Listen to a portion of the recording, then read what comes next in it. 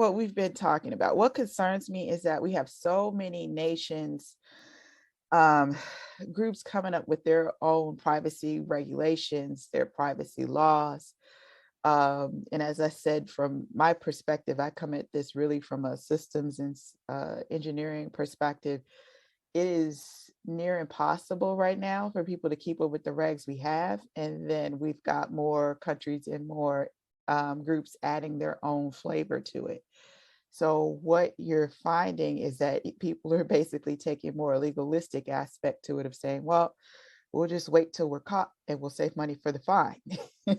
Instead of really kind of taking a holistic perspective and saying, let's really design in the aspects and think about this strategically so that we're protecting information and data.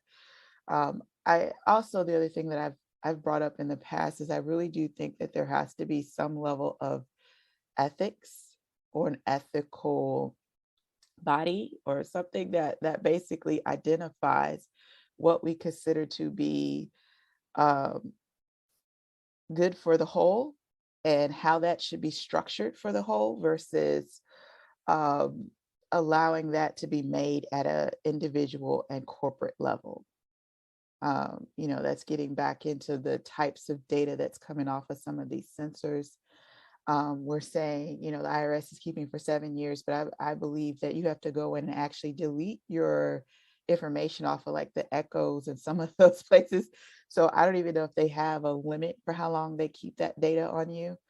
Um, so we're getting to a place where there's, copious amounts of information, but there really aren't any true ethical guidelines about how this should be used. And we're trying to regulate it with the hodgepodge and patchwork that really is different. I think a lot of countries have tried to follow what they're doing with GDPR, but for the most part, each individual jurisdiction has their own view of what privacy means to them and what security means to them, and Yeah.